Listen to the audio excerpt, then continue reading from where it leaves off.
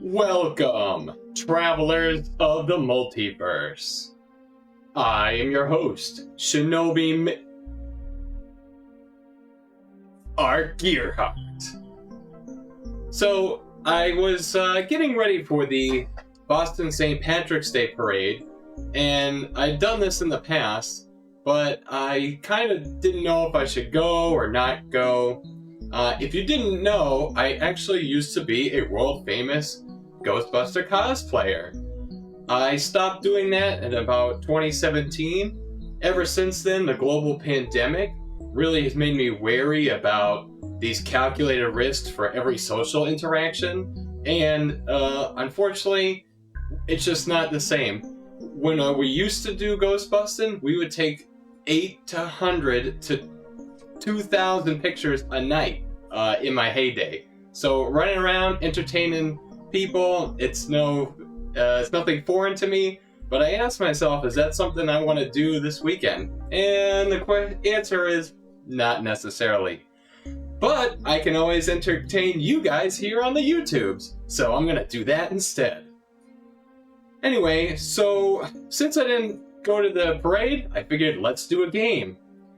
So I want to thank my very dear friend, Ivan Ronald Shablotsky, for making these beautiful Hero Forge miniatures. Because in our Ghostbuster group, we have so many friends in the circle, he has generated and spent countless hours making miniatures of all of our friends. And I've helped him 3D print and paint a bunch of them, but I know I'm slacking because there's still more to go. We just have so many friends.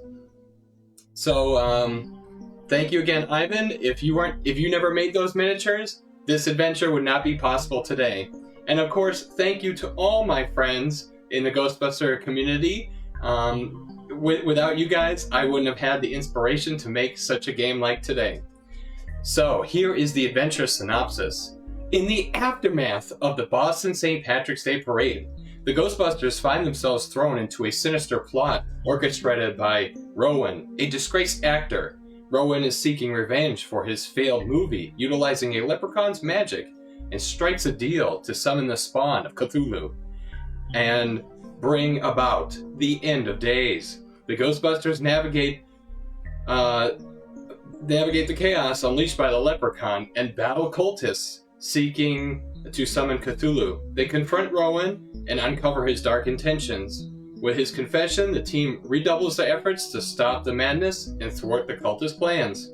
In a climactic showdown, the Ghostbusters will face against the Leprechaun and his summoned minions, battling through the odds in the streets of South Boston, strewn with the remnants of the parade. Despite all the odds, will the Ghostbusters emerge victorious, save the city from destruction, and restore order? We'll find out.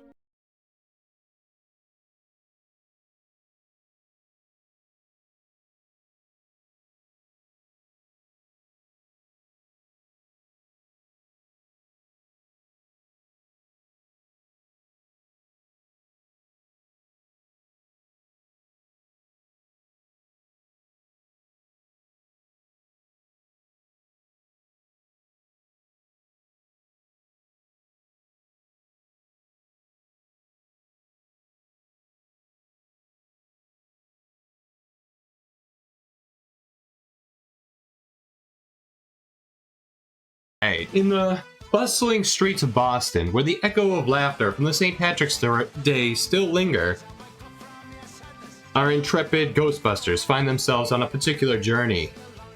As the team navigates through the chaotic streets of Boston, let's see what the streets look like today. All these smiling faces. Let's see. So we've got, I think, a group of Jaces going through. They're the first group through. Let's see here.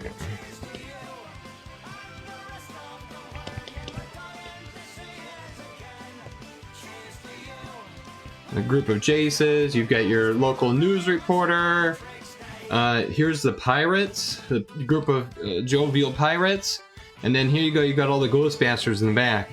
And don't worry, they didn't let out Stay Puft Marshmallow Man. This is actually a guy wearing a costume. He's got a 12-foot tall PVC pipe attached to his back.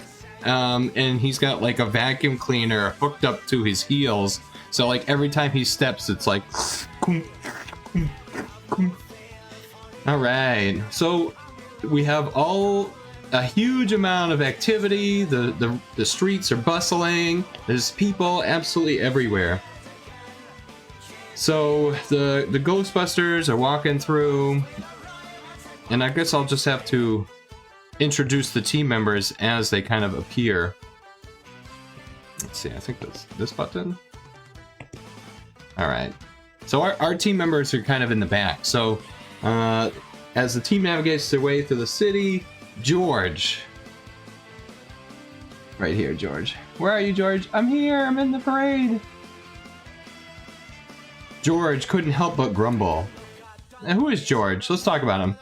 George Dumas, everyone. He's the heart and soul of the Bay State Ghostbusters, known for his cheerful demeanor and quick wit.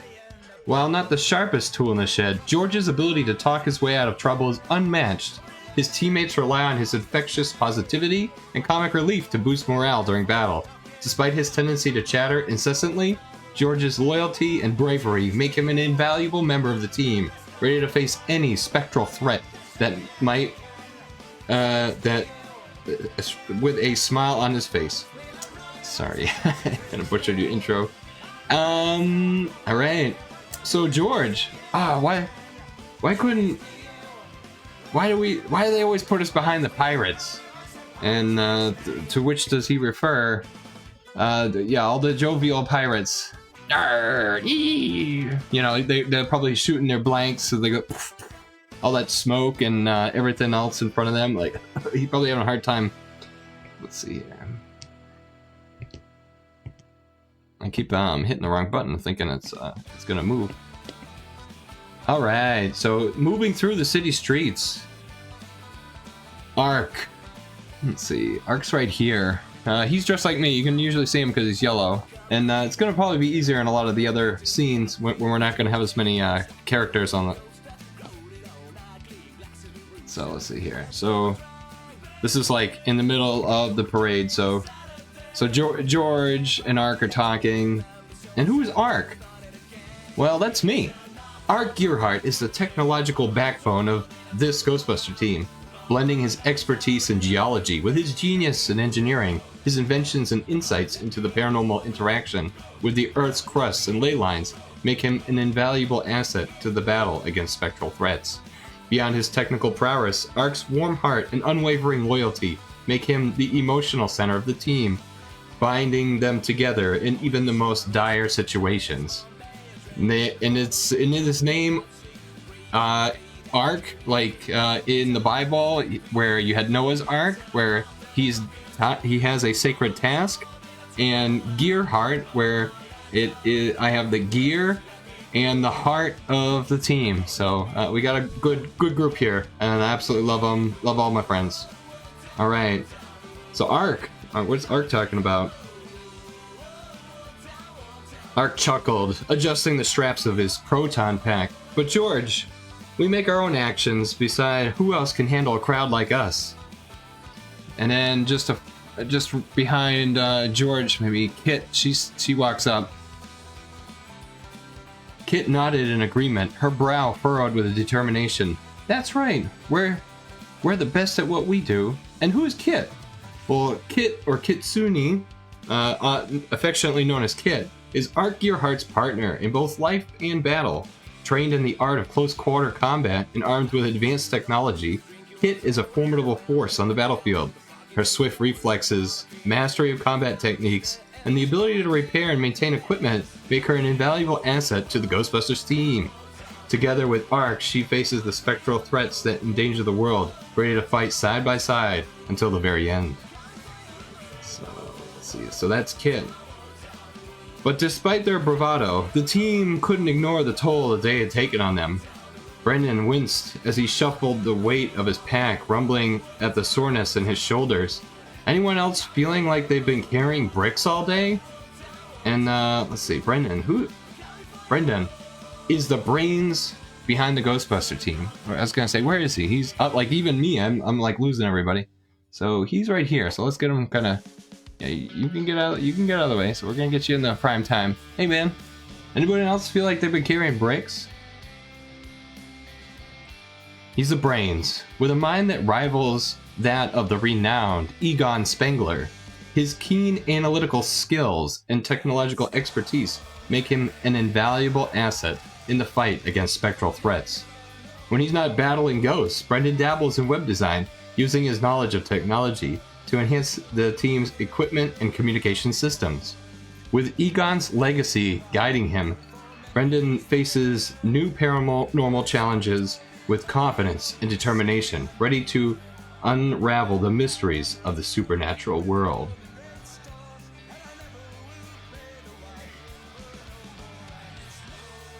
All right, and then I believe we still got Jason, Ivan. Okay, so Ivan, Ronald Shablowski, who without these miniatures would not be possible. He shuffles up to talk to Brendan. The ever pragmatic offered a solution. Perhaps a brief respite is in order, a chance to rest our weary feet and replenish our spirits. So who's Ivan? Ivan Ronald Shablowski is a seasoned veteran of the Arkham Ghostbusters, having battled the supernatural for decades with a deep understanding of eldritch magic and an unwavering determination. Ivan has seen it all and lived to tell the tale. His expertise makes him the front of knowledge and a trusted mentor to his younger comrades, guiding them through the perils of ghostbusting with wisdom earned through years of harrowing encounters in the face of the unknown. Ivan remains steadfast, ready to confront whatever horrors the paranormal world may throw at them.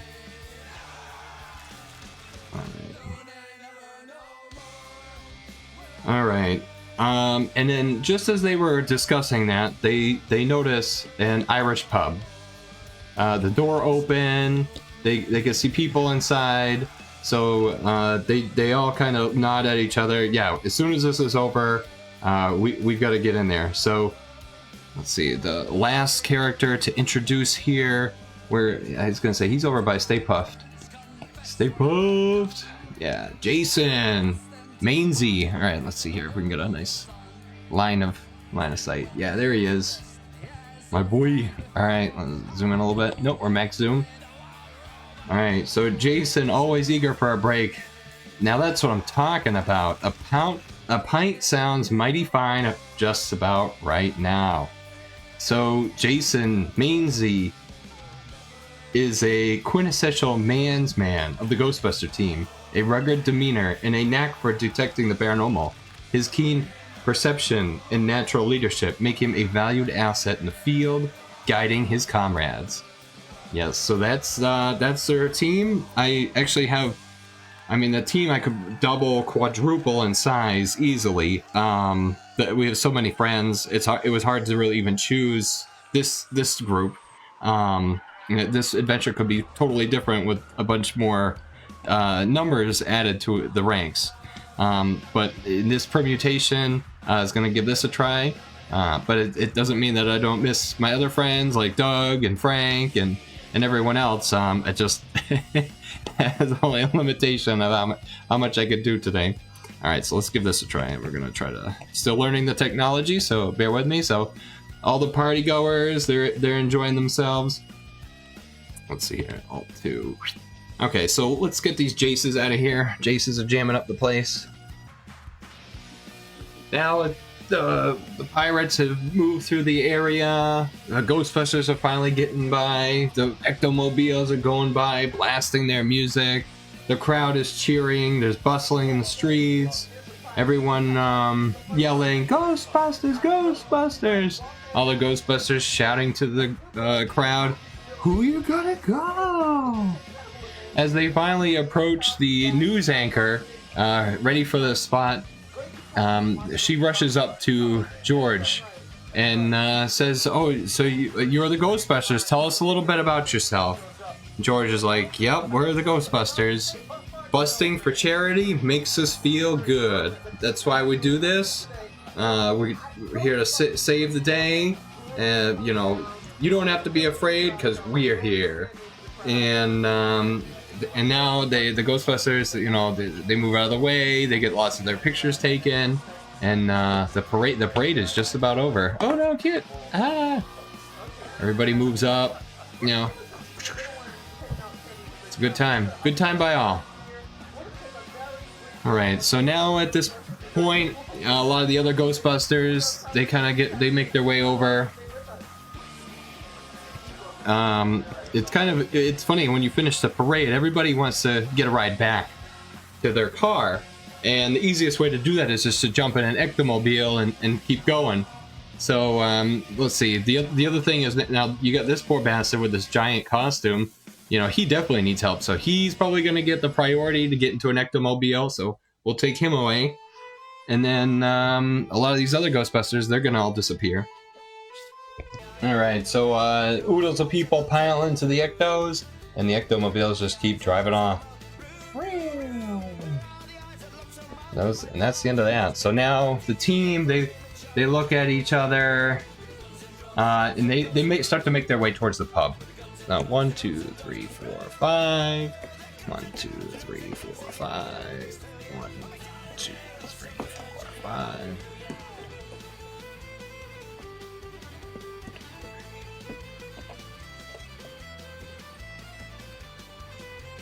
Okay. So as they make their way towards the pub, they encounter a group of rowdy revelers. Let's see. Their faces flushed with drink and merriment. One of them, a girl with a snake. Can you take a picture with my snake? Little twinkle in her eye. Yeah, can we get a picture? And it does happen. I mean, you'll be walking in the parade and people like hand you their baby. There's like it's the Wild West out there. It's absolutely crazy. I mean, without me ever experiencing it for myself, you really just have to kind of be there. So yeah, what do the Ghostbusters get stuck into doing? They get stuck into taking pictures. Take a picture with my snake. So oh yeah, it gets it there. There we go. It's a good photo. Okay, so yeah, so the team. Can we get a picture? The team exchanged a weary glance, but Ivan nodded politely. Of course, my friend, but make it quick. We have urgent business to attend to. With a round of cheers, the revelers crowded around them, snapping pictures and showering them with praise. Did you make that yourself? Are you real Ghostbusters? George couldn't help but put a grin as he took to a knee and poised for the camera. The weight of the pack momentarily forgotten. As they tried to move on, they found themselves hemmed by the crowd. Where one person would leave, another would come. Let's see, I'll get this guy in there. So, let's see. Their progress slowed to a crawl. Brendan groaned as he shuffled forward, inch by inch, agonizing. I swear, if I have to take one more high five... Kit rolled her eyes, but couldn't suppress a smile. Just think of it as good publicity. We'll be out of here in no time. And soon, they patiently endured the adulation of the crowd, in their throats scratchy from shouting their iconic catchphrase, "Who you gonna call?" Finally, the crowd began to thin, and the Ghostbusters made their escape, ducking into the welcoming embrace of the pub. Yeah, right? So here we go. Come on, you guys. Alright, picture's over. Thank you. Parade's over. Everyone can go home now. Alright.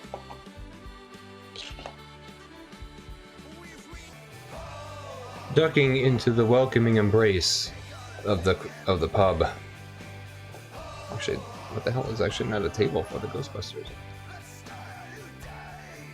Hey, you guys aren't going to the other table? No, of course not.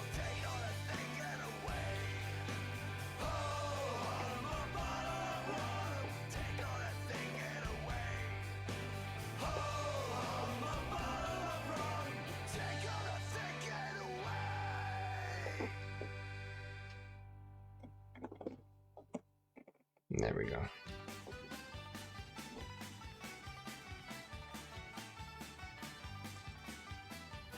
On the 4th of July, 1800,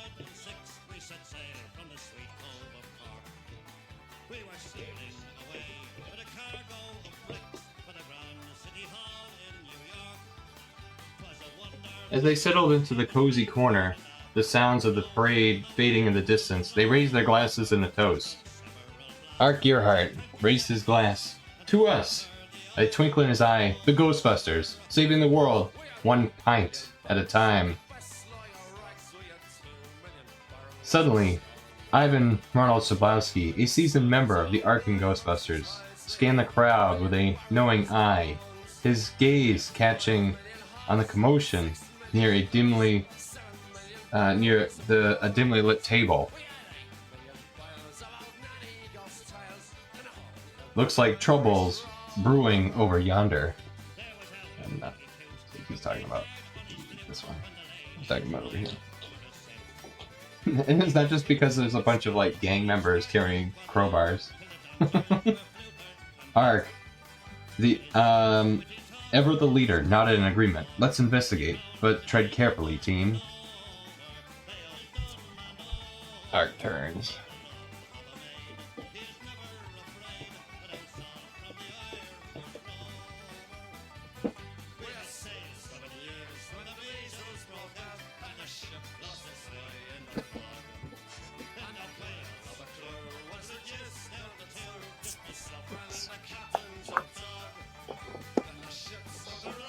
All over too easy.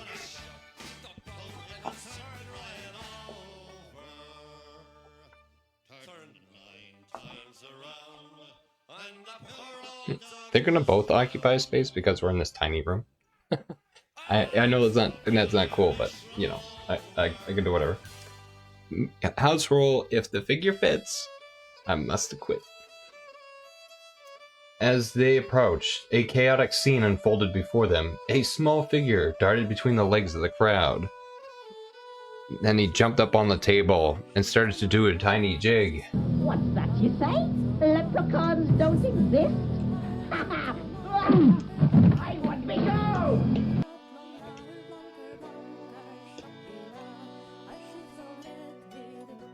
Dressed in traditional Irish attire, a leprechaun, a mischievous creature, seemed agitated, causing pandemonium wherever it went. Brendan, the team's tech-savvy member, adjusted his glasses and muttered, "This definitely is not your average ghost sighting."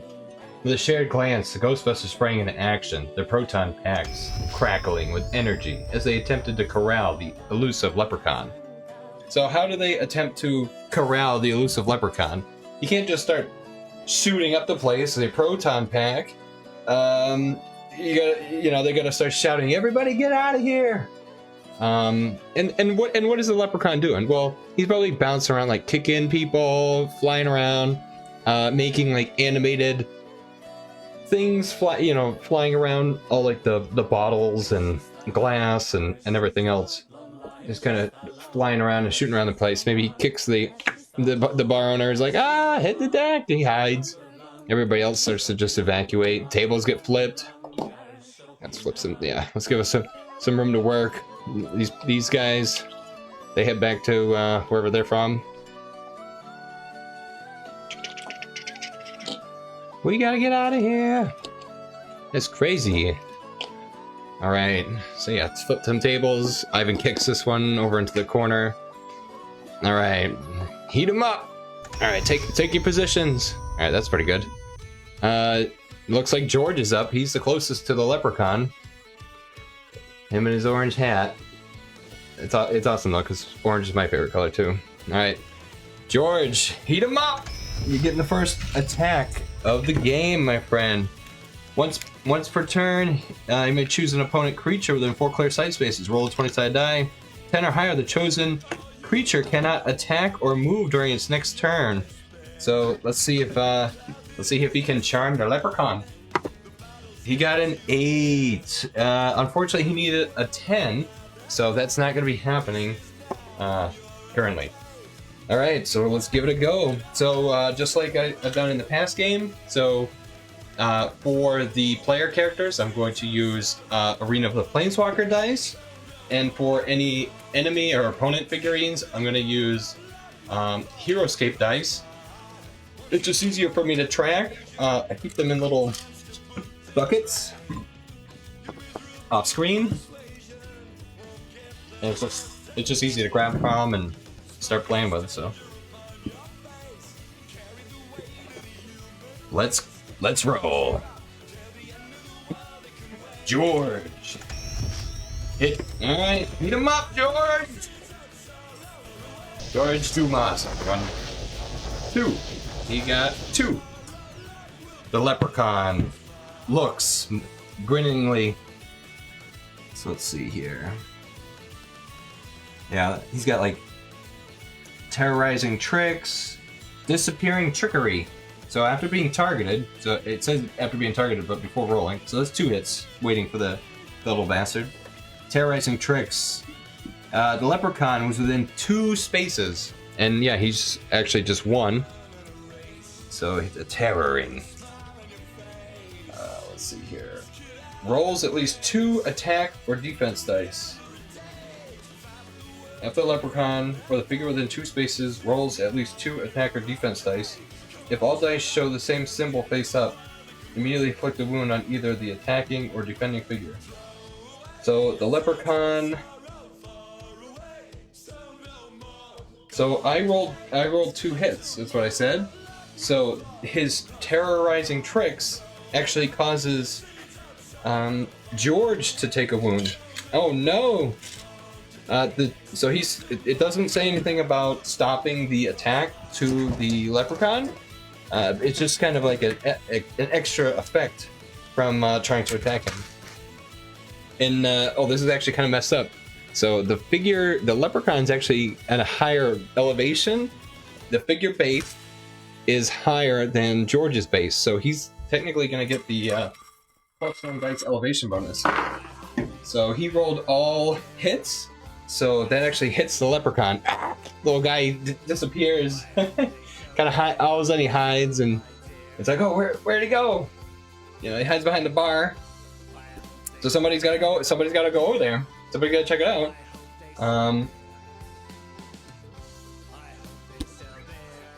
So now it's the NPC round. I'm gonna forfeit the NPC round because the leprechaun's kind of hiding. So who's gonna go check that out? Let's see. Let's see here. So Jason and Brennan. Let's see. Let's have Jason do it. He's like, yeah, I'm feeling cool. 1, 2, 3. So he goes over. So he's gonna jump up on there. Yeah, 1, 2, 3, 4, and we all gotta move at 5. So he's gonna jump behind the bar. So what does he find? He finds the leprechaun. And yeah, there it is. So he goes to grab the leprechaun.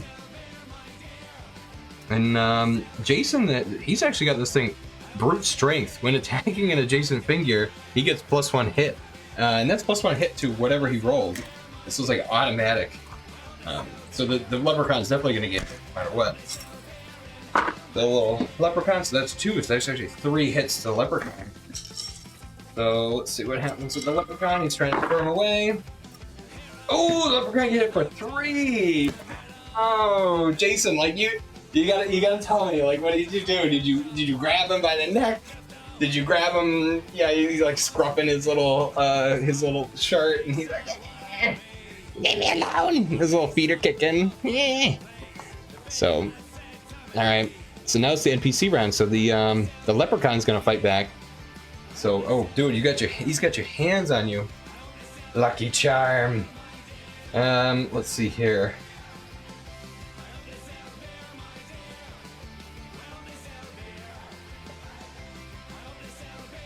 So, disappearing trickery.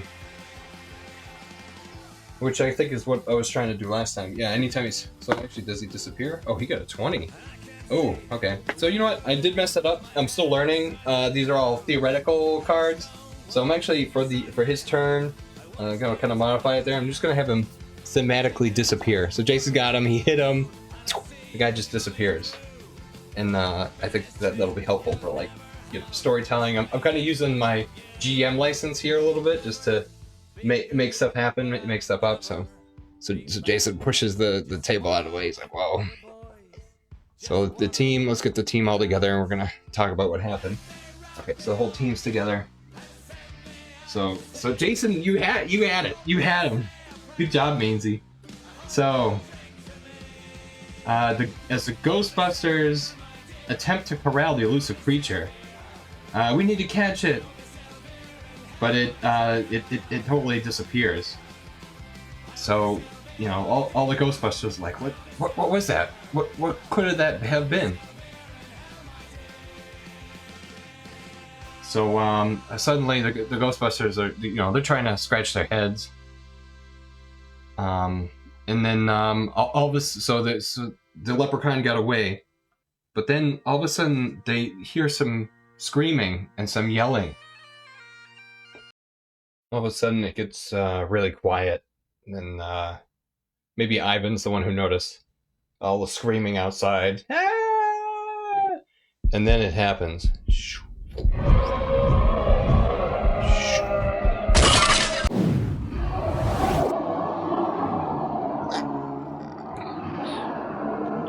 Gargoyles attack. Crimson gargoyles. Landing within.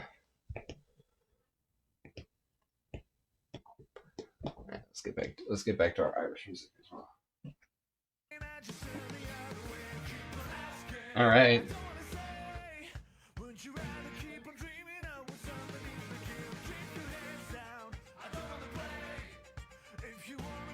The two stone gargoyles that were perched atop a nearby building sprung to life with a deafening roar. Menacing glare, the gargoyles swooped down into the tavern, destroying its front entrance. The Ghostbusters spring into action, their proton packs whirling to life as they unleash streams of energy that rampage the gargoyles. Alright, wow! So let's see, Ivan, you look like you're the closest to them. So let's give it a try, bro. 3.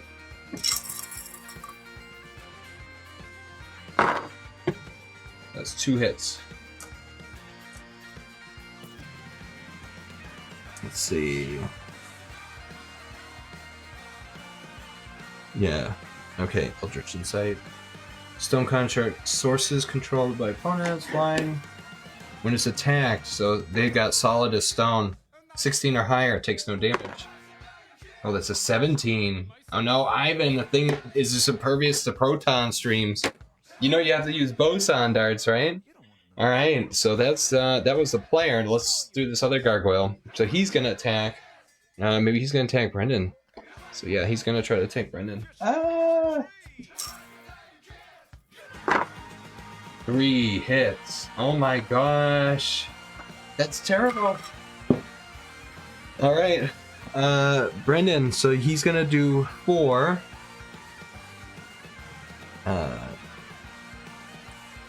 Okay, so then, but he's got Ark has the heart of the team. Friendly figures within 4 clear sight spaces get +1 defense. So your defense is gonna go from 4 to 5.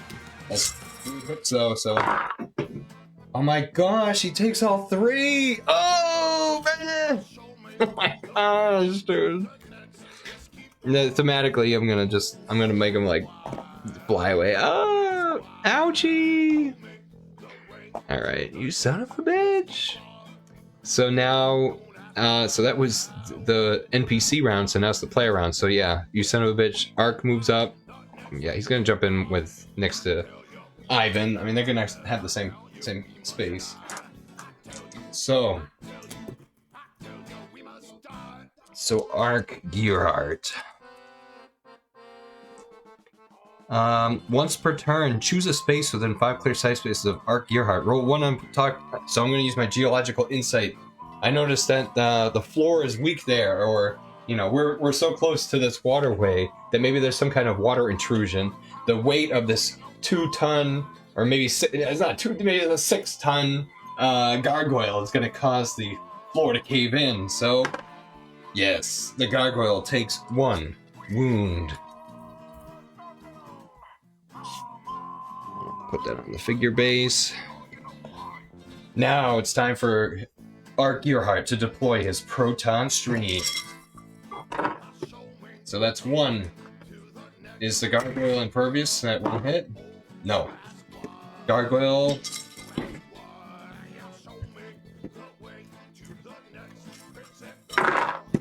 Gargoyle gets hit from a proton stream. Back you. That's 2. All it needs is 1 more hit. There's plenty of proton streams about to be blasted. Alright, so now it's the NPC round, so... And the gargoyles are squad creatures. I'm just kind of doing them like one by one. Otherwise, I feel like if they would just slaughter the Ghostbusters, like... Yeah, I don't know. I haven't made my mind yet, so... So this gargoyle, he's gonna attack Ivan. Ivan, hit the deck! I haven't seen it all, though. Let's see, so 4. So Ivan rolls 4, the gargoyle rolls 3. Okay. There we go, Ivan. 3 hits to Ivan, Ronald Shablatsky.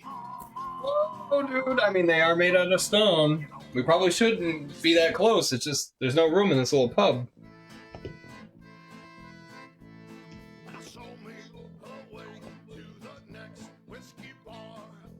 Alright, so that was 3 hits.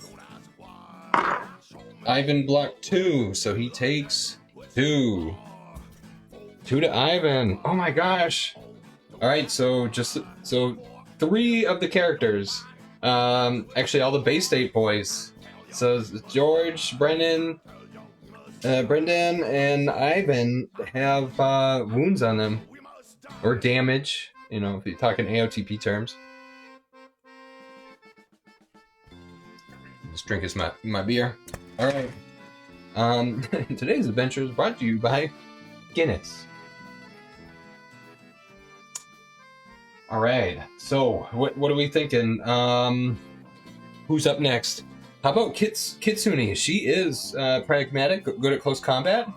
Can she get adjacent? So let's see. Her Ivan and Ark are in the same hex. So she is adjacent to this one, so she's going to get the +1. So she has 4 + 1 because of her close combat mastery. Let's give it a go. So that's 2. Out of all those dice, I only got 2. Now, let's see if the gargoyle has its solid as stone. So 14. It needed a 16 or higher, so it's not as solid as we had previously thought it to be. It blocked. It blocked all that. So yeah, I hit the. I moved the guard, but got pudgy fingers and these gloves on. Okay, absolutely wild stuff that's going on here. So now the gargoyle's turn. So I think I'm gonna be the one that's wounded. It's gonna fly. It's gonna try to fly away. So it's gonna get up and fly. Now let's see if it does fly away. So when it flies away, it takes a leaving engagement attack. If I get this, it's dead. Oh, nice arc! Yeah. So the gargoyle goes to get up, but it doesn't realize that it has a large crack down its side from those proton streams. Ark Gearhard maybe twists his wrist, and the streams just kind of grab it, and then it blasts it. The thing just explodes. Oh, that's me thematically explaining how that leaving engagement attack happened. It's not required, but it makes for a really good time. Alright, so only 1 gargoyle remains. So that was that one gargoyle trying to get away. So it's back to the Ghostbusters. George, how you feeling? You feeling saucy? I was gonna say, Brendan probably wants another shot at these bastards too. So he finally gets to his feet. He configures his proton accelerator for the correct frequency. Let's see here. So he's going to use his scientific analysis. Choose an opponent figure within 6 clear sight spaces. He's going to roll a 20-sided die and see what the analysis output is. Oh, analysis is shitty. You needed a 12 or higher, because it would have effectively given it a -1 power and -1 defense, which just helps defeating it. But but we don't know. These are also Wakestone gargoyles, so we don't know the true nature of their composition, their magical nature. So, his analysis came out kind of weird. All right, let's give it a go, buddy boy. So let's see, we need 3. I was gonna say, did anybody? I thought somebody. Once per turn. Okay, no. So that's 1. 1 on this other gargoyle. So the gargoyle's got stone, solid as stone. 9. But I need the 16. And that was 1. So it's 2. That blocked it. So now it's the gargoyle's turn. Which one's he gonna go after? Let's hit Kit, because Ivan's got some moves. So let's go after Kit. She has just got swift reflexes too. So if Kitsune is targeted by a ranged attack, it's not a range. Well, I guess how do you explain that? Is a range attack? I'd have to say a non-adjacent attack. So here I go back to the language, but it is. Yeah, it's like roll 20-sided die, 12 or higher, ignore it. So yeah, I'm not gonna let that. So yeah, I have to change the language on that. But so this thing actually whiffed. It got all shields when it was rolling for sword. So yeah, so she did what she needed to without having to do it. She's lucky. Somebody looking out for her. All right, back to action. So. Let's see, I was thinking George. George has got some cool abilities. So let's see if he can charm the thing. And then it can't move or attack during its next turn. Yeah, let's give that. And he's also got comic relief. So he may choose one friendly figure, and they get +1 attack or +1 defense until George's next turn. So he's gonna do the comic relief to Charlene. Kit. Kitsune here, and then we're gonna give it a go. So that automatically applies. So I'm just gonna put a counter on her card so I can remember, and then we're gonna charm the thing. 11. Were you able to charm it? 10 or higher. Cannot attack or move during its next turn. All right. So he provides some kind of comic relief. I can't thematically think of how that happens at this time. But he does something just silly, and the charm offense. No, so he was able to charm it. Okay, yeah, my brain's going a million miles an hour. So this thing doesn't get to do anything. I'm gonna give Kitsune another turn. So it's 3 4s or base attack plus 1 more, plus 1 more for her close combat mastery. So she's got 4 attacks. So 4 hits. Yeah, not attacks. Hits. 4 hits on the gargoyle. Stone, solid as stone. 1. Not so solid there. So it got 1. So it takes 3. It only has 3 life. So yeah, she destroys a gargoyle. Gets it in the capture stream. And then bashes against the wall. Brimstone and bricks everywhere. Woo! Wow! That was wild!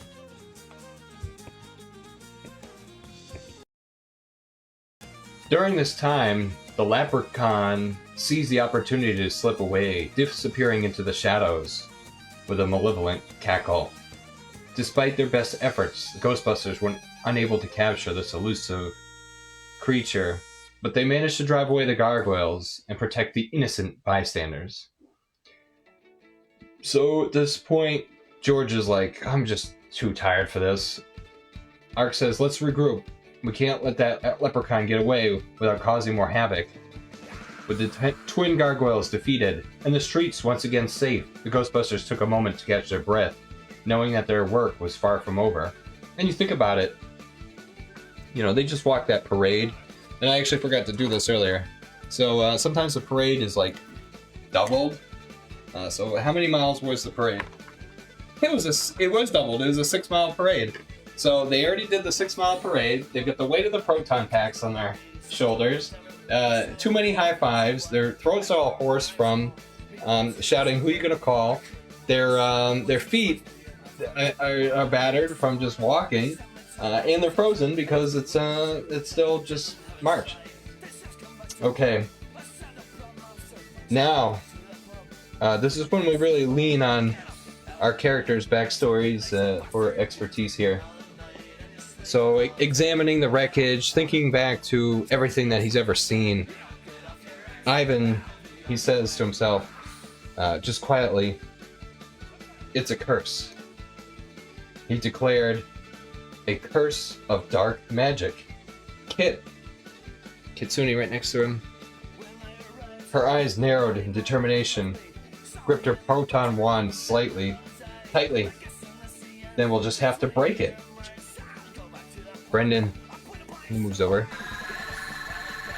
"I'm running scans, but this thing's energy signature is all over the place. It's like something we've never seen before." As they delved deeper into the mystery, the truth became more mysterious. And they weren't able to determine the cause of the curse, what the dark magic was about, why there's a leprechaun. So all the Ghostbusters are kind of just standing in the bar, just scratching their heads, totally exhausted from the giant ordeal that they just went through. And they're just kind of back at the drawing board at this point. The pieces just don't fall into place. And right now, so George, this ever curious guy,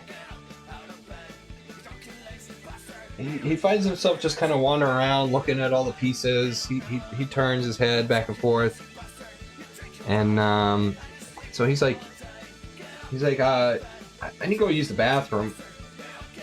And so he starts walking that way. He goes to knock.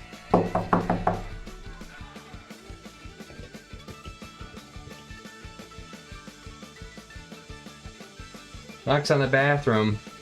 All of a sudden, the door shoves open, pushes George back. Out steps a man.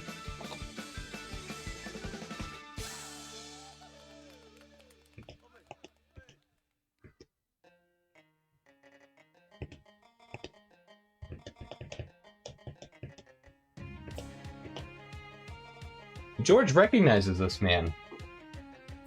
The figure before him was none other than Rowan, a disgraced movie star from the 2016 Ghostbuster reboot, who had fallen from grace years ago. George says, "Rowan, is that you?"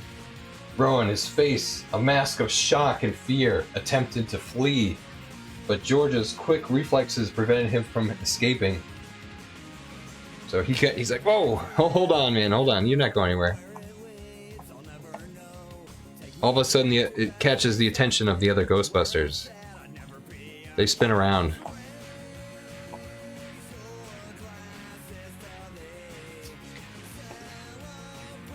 I was gonna say, this guy can probably come out from underneath the... Is it, can I come out now? Yeah, it's okay. Okay, sir.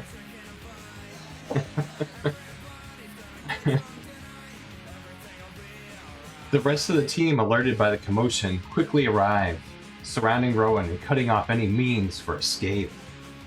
Kit, her voice laced with disbelief, stepped forward, her eyes on Rowan. "What did you do, Rowan? Are you causing all of this chaos?"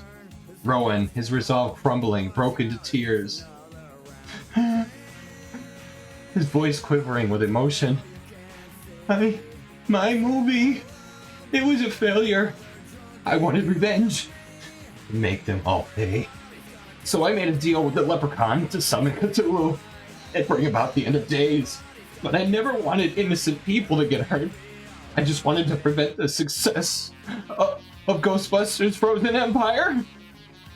Ark, his expression stern but compassionate, placed his hand on his shoulder.